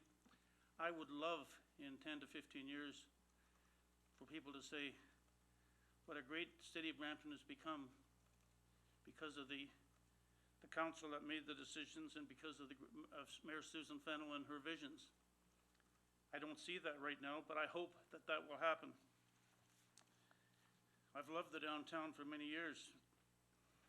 My ancestors put the first lights into Brampton in 1880s from Huttonville. I remember when the stores were open till 10 o'clock on Saturday night and the bachelor farmers drove in and parked in their cars and watched the parades go by. Brampton had a good downtown. It still has a good downtown, but it could be a great downtown. It's something the city to the south of us does not have and envies us. I don't see in this plan, we don't have enough details. We have a conceptual design here by Dominus. Doesn't impress me. I don't see, we need a lot more details. buying a house, I wouldn't give X number of dollars to somebody who said, hey, build me a house, and when you're finished, call me and I'll move in. What are we getting? There are too many ifs, ands, or buts. Construction materials. Toronto is having all kinds of problems now with glass walls falling in the downtown area. Is that part of this? Are we going to face some of those things? We need, in the Four Corners, in the core, we need a transit terminal, both for Zoom and for the new, whatever it's going to be called, that comes from the south and goes right through the center of the city. We need a major transit terminal. The ideal spot is, and that should be underground, the ideal spot would be in this proposal.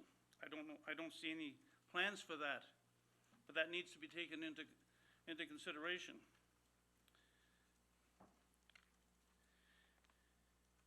My vision, and I've felt like a voice crying in the wilderness for 25 years, my vision for downtown is pedestrian mall at the Four Corners. You're probably tired of hearing me say that. Ring road all around the outside and no traffic. The Four Corners closed off to traffic. Are provisions made in this for that type of thing? We won't be a great downtown until we have that. The great cities of Europe. You don't drive in the center of the city. You drive around. All the parking is from the rear, so it makes sense here to have a ring road all around the outside with access to the parking from that way. And the Four Corners is a pedestrian mall. That's my vision for Brampton. I don't see it in this. Unfortunately, there's not enough details. That's why I'm going to support the motion to defer so we can get more details. The residents of Ward 2 and 6, many of them have questioned, the secrecy and why are we doing this now? This was a tentative, on my calendar, this is a tentative meeting. It might not have happened unless there was something, and this is important, but why is it happening in the middle of summer when a lot of people can't react? We need, as people have said, we need another evening meeting in the fall when people are back. The secrecy also has caused a lot of grief. This is based on a European model. Well, the models in Europe had no secrecy. They were wide open to everybody. Again, that combined with why the rush to do it now in the middle of summer at a meeting that a week ago may not have even happened. We weren't even aware that there was going to be a meeting. Causes me to support the motion to defer, and I can't, if we don't defer it, I can't support the motion as it stands. We're asking the city to get into retail, and I question that as well. Like Councillor Sanderson, I too have been in business for myself, and I think he would agree 99.9% of any business can be done better and cheaper by the private sector, as we find to get with waste disposal and things like that. So I question why we're even getting into retail. It's something that we need to study in more detail. There's a whole lot of things about this that are a mystery.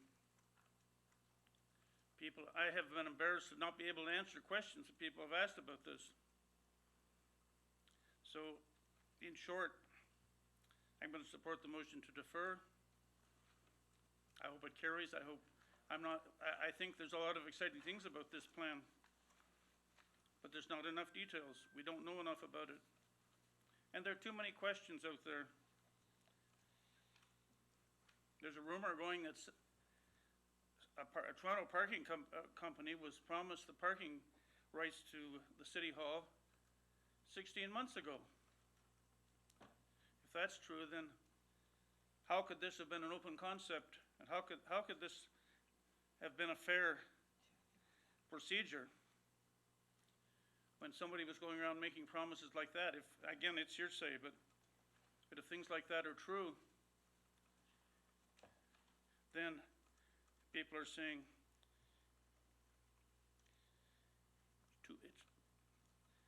this was decided a long time ago. I hope that's not true. but those are the rumors I'm hearing. So we need more open, and we need a sustainable proposal that's going to stand up. And 10, 15, 20 years from now, people are going to look back and say we made the right decision, but I can't see that right now, and I can't make that decision based on the information or lack of information that I have. I'm hoping in the next month or so that we'll get a lot more information. We'll get the information we need to make this decision, but I can't support that. And I will, hopefully that the rest of council will vote to defer it, at least until we can get some answers. Thank you.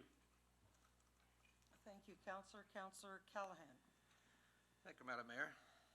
Well done, John. The interesting thing is that, and correct me if I'm wrong, that this whole thing sort of arose out of lease space that we had at the Nelson Street building by the business community that we were in fact occupying space that they themselves could occupy. That's where I think it started, at least that's what I recall. The next thing we got into, and I guess I was at the root of this too, I said, why don't we start using debentures to build whatever we're going to build, because the interest rate is so low. Well, lo and behold, I put on the television on Monday, I guess, and it was like the end of the world had come again. I mean, the stock market crashed, literally, and the stock market still hasn't recovered. It went up yesterday and it's back down again today. This is not the atmosphere within which we can afford to mortgage my children, children of people watching this television, the people of this city, put something that large around their neck at this time. It's the wrong time. I think when we first started talking about it, the market was pretty good. But now, I'm afraid to turn on the television. I mean, you may find that you had something before it's gone. And there are a lot of seniors out there who are particularly concerned about their retirement income. And here what we're doing is, this is a consideration of a monster deal, which will affect not just downtown, it will affect all of Bramalea, it will affect Vic Dillon's ward, Paul Plechet's, everybody's ward. And I can tell you, we're already getting emails from our constituents saying, stick in there, don't vote for it. Now, unfortunately, they're not here in the building, which astounds me, but I guess it's not a surprise, because even during budget discussions, we have very few people in here. And I've often said to people, if you don't show up, we could be robbing the cookie jar and you'd never know. I don't think this is the type of thing that's ready for now. I agree with John, and I've always felt that downtown could be turned into a beautiful project by just simple things like widening the sidewalks, allowing opportunities for retailers to extend out onto the sidewalks, a ring road, and all of those have been turned down constantly for some reason. Yeah. Now, I have a few questions. You talk about staff being used to implement some of these things. I'm sure you must have put your head together and said, how many staff? How many would there be? Any idea? I don't know the full number of staff involved, Councillor, but people, not all people are working on it intensively.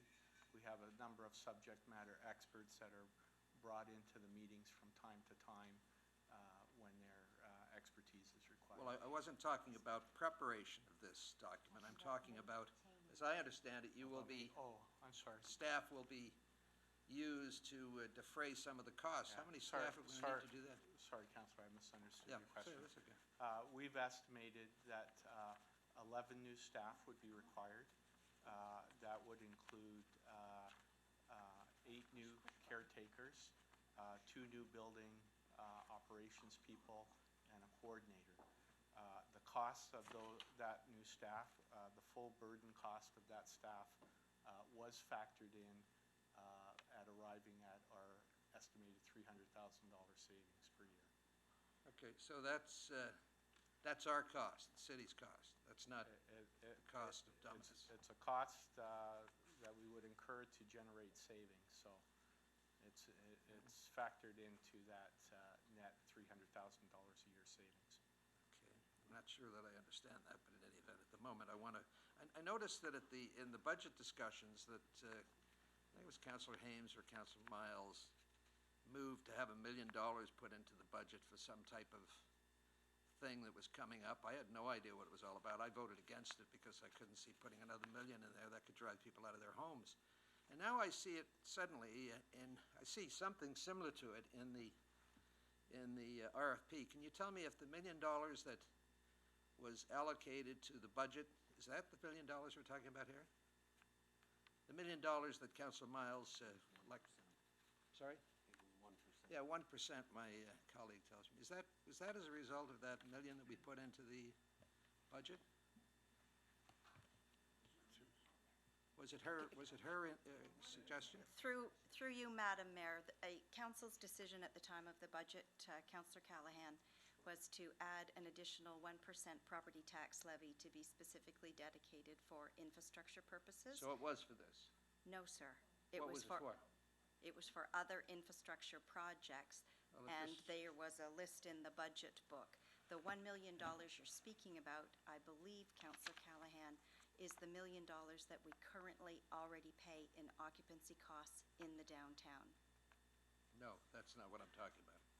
Then I distinctly remember that during the budget discussions, almost at the last minute, Councillor Miles, I'm not objecting to that, It was you a made 1% the decision. infrastructure levy, sir, for a Yeah. variety of infrastructure projects. Well. Those were in the budget book. They were inclusive of roads Okay. projects, et cetera. There were things discussed, Well, but it was not inclusive of this. We'll leave that to be decided by those who hear this, because quite frankly, my recollection was, we're gonna put $1 million in that budget, $1 million in the next budget, a couple of million in the next budget, and that was in anticipation of this whole project. That's what I'm suggesting. It was known before it happened.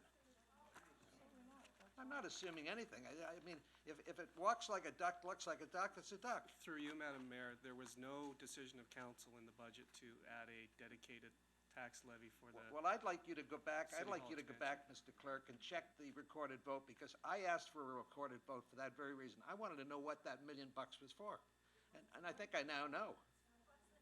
Yeah. All right. Now, I guess the question I'd like to ask myself, too, and my ratepayers, a lot of this was done to accommodate our staff. Fair enough. Our staff work hard. They deserve not to have to travel halfway across the city to do certain things.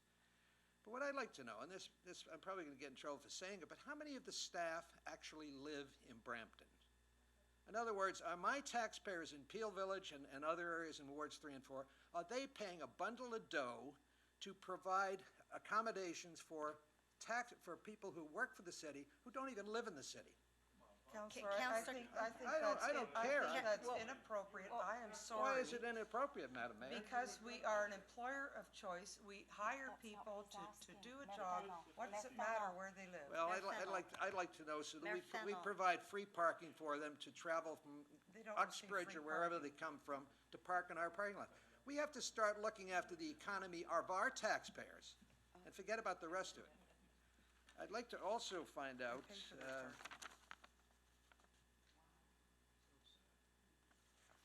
it is. It really is. is there any dollar value on the risk, the potential risk that we could face if something went wrong? Is there a dollar value on it? How much we're responsible for? All of it, or some of it, or none of it?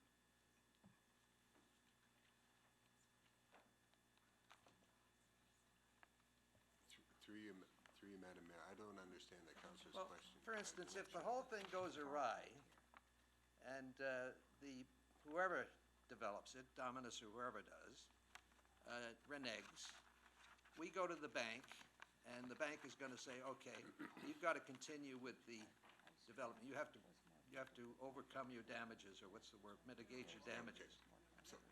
John, would you like to be quiet for a second? I was Okay, quiet when sorry, you talked. one speaker at a time. Councillor Callahan, you have the floor. Through you, Madam Mayor, if I can perhaps do my best to answer the councilor's question. All right. As we said in what was explained by Paul Blundy, our solicitor, is that when we tried to do is from the time a shovel is put in the ground on this land, it was protect the city's interests. So by entering into lender direct agreements as we specified, what happens is that if we would have some options. One option would be that we would work with the financial institution to finish the building and still stay within our $8 million and have that as our annual cost, and it's fixed for the 25 years as we've signed on for. Or another option could be, depending on the stage of the construction of the building, we could opt for other options, which would be to complete the building ourselves, get our own contract, but the flexibility is there. What we try to do is limit our exposure to $8.2 million a year of our annual occupancy payment for the facility as constructed under phases 1 and 1A. All right, Councillor Moore raised the question about the legal document that's floating around out there. And if you go to a bank, or if Dominus goes to a bank, you're going to have to make that known to them, I would imagine. This is for our solicitor. You're going to have to make that known to them, that that's out there before they're going to loan you any money. Am I correct? Through you, Madam Mayor, I think you're talking about the statement of claim against Right. the city. Right. And the statement of claim against the city is something that is factored into. The short answer is no, we don't bring all of we have a lot of statements of claim in the city of Brampton. Oh, is that right? We do have quite a few, and we do not bring them all to the bank every time somebody is. No, but here you're involved in a situation where they're relying upon our AAA, is it AAA or AA credit rating? AAA credit rating? And here you've got this claim, be it proven or not, and if, obviously it's something a court's going to have to determine. And I had a chance to read the statement of claim. It makes a lot of allegations, but there are a lot of factual things that have to be proven.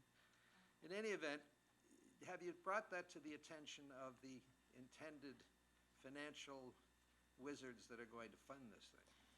Again, I'll try and answer that question. One of the things that this is a risk management question, really. One of the things that risk management does is they, each year, risk manage all of the funded and unfunded liabilities of the city, which includes statements of claims that, and how those are going to be managed. And that is how the city manages the claims profile that the city has in every given year. It is not as one-offs every time the city is involved in some kind of a transaction. Okay, just to go back to the AAA rating, President Obama had a AAA rating too. He's now down to below that.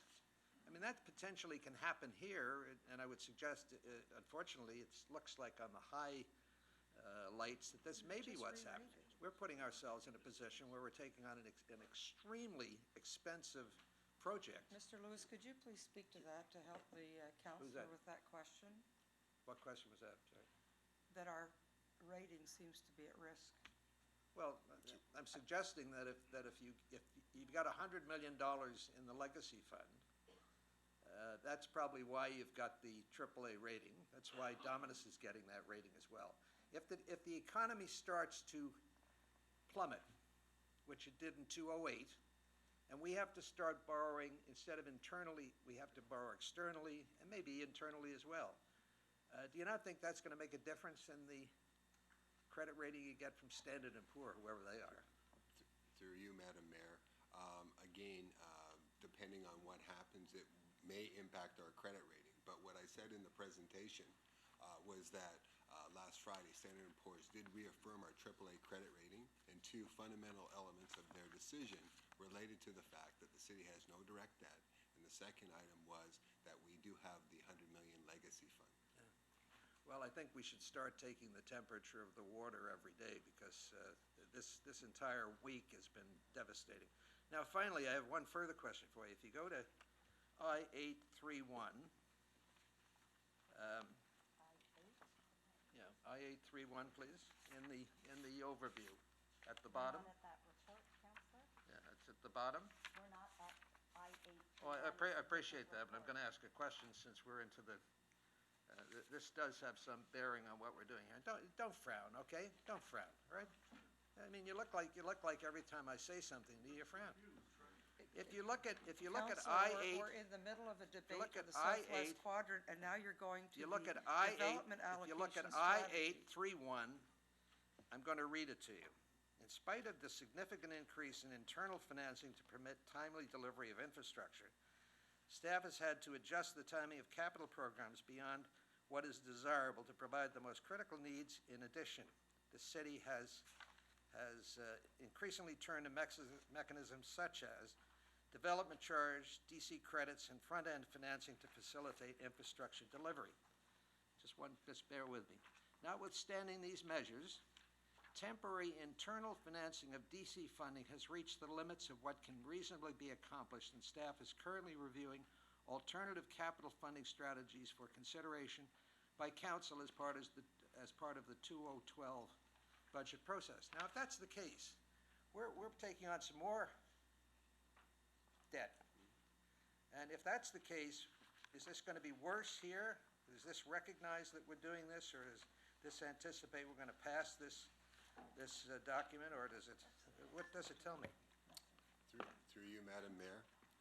The issue that you raised, Councillor, is something that staff has been saying the last couple of years in terms of our budget process. So to answer your question is that in this report as well, under I-7, and I do apologize for frowning, but I was trying to find what page, and then I realized you said I-8. But the issue you have is that staff is further recommending that we are able to deal with this project in the context of our tax-funded capital. However, what we are, as part of our 2012 budget deliberations, is saying to council, okay, what else would you like to do? What are your priorities? Because the opportunity exists that we are reaching our internal borrowing limits, so it's an option for council to make a decision on would be to deal with external financing. Right. This particular deal